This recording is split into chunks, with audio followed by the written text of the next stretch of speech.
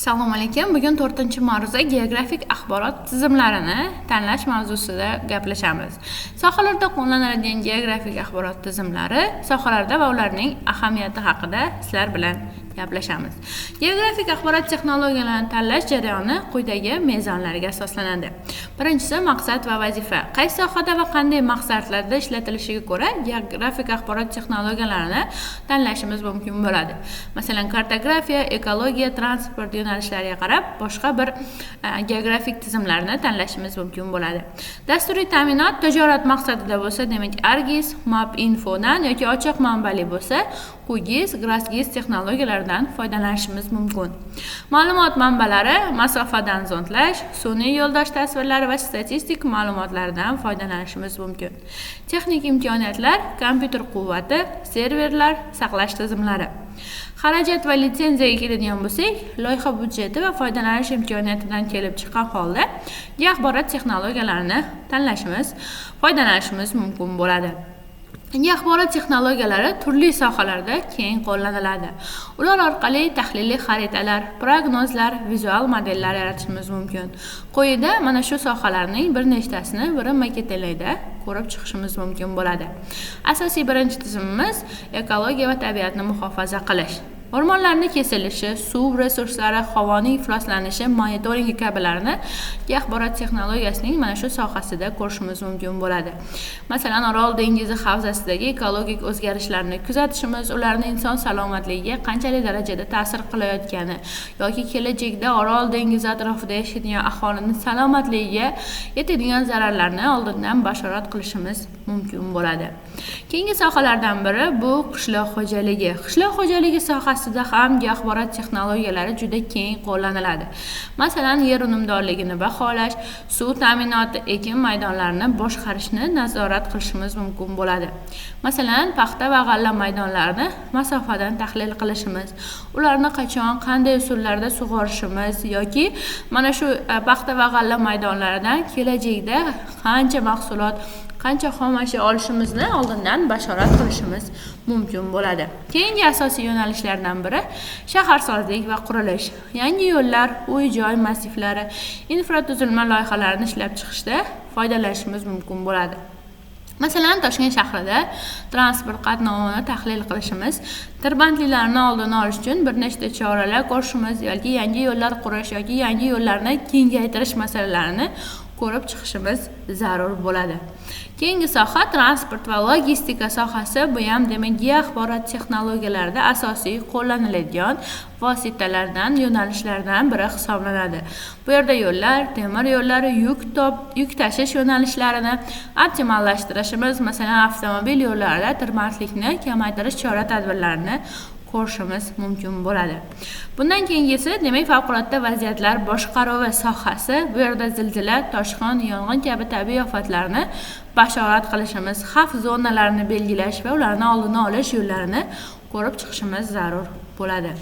Geologiya va qazilma boyliklari sohasida esa foydali qazilmalar joylashuvini aniqlash, qazib olish jarayonlarini rejalashtirishimiz kerak. Ya'ni O'zbekiston hududidagi mavjud foydali qazilmalarni qayerda joylashgani, yangi konlarni topish, yangi konlarni qanday qilib topish imkoniyatlarini mana shu tizimlar yordamida o'rganishimiz, foydalanishimiz mumkin bo'ladi. Sog'liqni saqlash tizimida ham axborot texnologiyani o'ziga yarasha o'rni bor.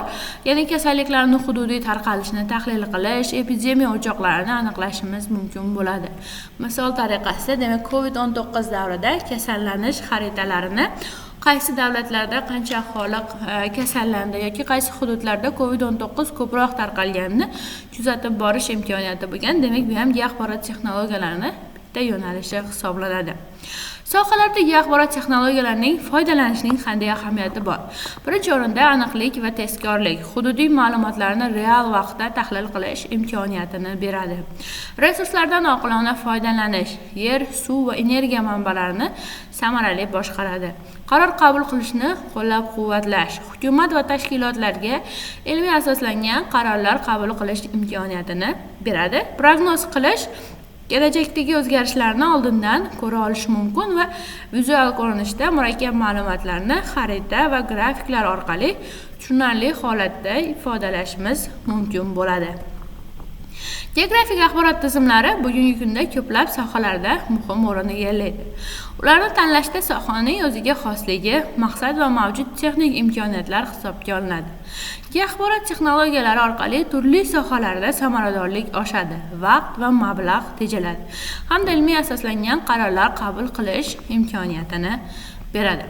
Axborot turli holatlarda, jumladan demak sog'liqni saqlash sohasida yangi klinika va shifoxonalarni aholiga geografik jihatdan mos va qulay qilib joylashtirish jarayonida ham foydalanishimiz mumkin bo'ladi.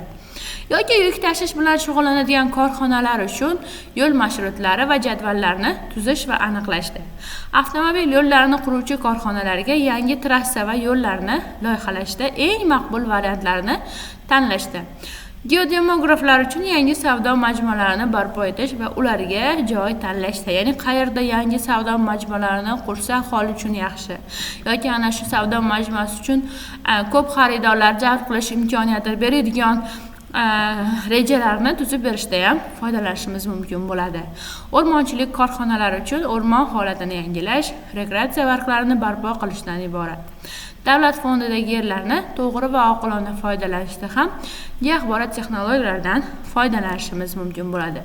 Mana bu rasmda esa axborot texnologiyalari yordamida bir nechta sohalar, bir nechta yo'nalishlarda foydalanishimiz mumkin bo'ladi. Yer boshqaruvida, tarmoq tahlilida, hodisalarni kartalashda, fazoviy o'lchovlar, yo'lak tanlashda, transportni modellashtirishda, logistika, tabiiy resurslarni izlashda, vositalarni boshqarishda, geojarayonlarni modellashtirishda, tarqalishlarni hisobida, topografik tahlillarda, demografik tahlillarda, muhandislik loyihalashda, obyektlarni tanlashda, havzalar tahlilida, resurslarni inventarizatsiya va yer boshqaruvida axborot texnologiyalaridan foydalanishimiz mumkin bo'ladi. An'anaviy va zamonaviy kartografiyaning qiyosiy tahlili quyidagi jadvalda berib o'tilgan. Asosiy jarayonlar an'anaviy texnologiyada bu qanaqa bo'lgani va axborot texnologiyalari bo'yicha bu qanday bo'lganini qiyosiy tahlilini ko'rishimiz mumkin. Ma'lumotlarni to'plash yo'llari an'anaviy texnologiyada aerofototasvirlar, raqamli masofadan zondlash, geodezik ishlar, ishchi chizmalar, statistik ma'lumotlar bo'lsa, GAT bo'yicha bu an'anaviy yo'l bilan qo'shimcha tayyor raqamli kartalar. Relyefning raqamli modeli, raqamli ortofoto tasvirlar va raqamli ma'lumotlar bazasi olishimiz mumkin bo'ladi. Ma'lumotlarni kiritishda an'anaviy texnologiyada nuqta, chiziq, maydonlarni qog'ozga tushirishgan bo'lsa, axborot texnologiya yordamida nuqta, chiziq, maydonlarni kompyuter xotirasiga tushirish imkoniyati mavjud bo'ladi. Ma'lumotlarni qayta ishlashda tahlilchi mutaxassis tomonidan ishlatiladigan lineyka, planimetr, transporter va boshqa asboblar qo'llanilsa, kompyuterda axborotni o'lchash, taqqoslash va ma'lumotlar bazasida tasvirlash imkoniyatida qo'llaniladi. Bundan tashqari ma'lumotni saqlash va tanlashda nuqta, chiziq, maydonlar qog'ozda shartli belgi yordamida chizilsa yoki uni shu yerda saqlansa, nuqta, chiziq va maydonlar raster, koordinata yoki identifikator sifatida axborot texnologiyalarida, kompyuterlarda, kompyuter xotirasida saqlanadi. Atribut jadvali koordinatalar bilan bog'liq bo'ladi.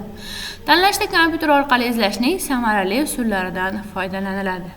Kartalarni ishlab chiqish, demak qog'ozli ko'rinishda turli xil ma'lumotli kartalar alohida tasvirlanadi, kartogrammalar ham qo'shilishi mumkin. An'anaviy ma'lumotlar to'plamida, axborot texnologiyalarida esa raqamli ko'rinishda va istalgan payt qog'ozli ko'rinishda bosmaga chiqarish mumkin.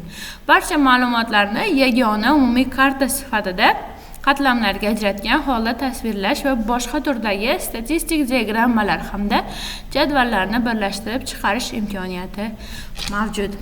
Bugungi 3-amaliy ma'ruzamiz uchun berilgan ma'lumotlar, ma'ruza matnlari shundan iborat edi. E'tiboringiz uchun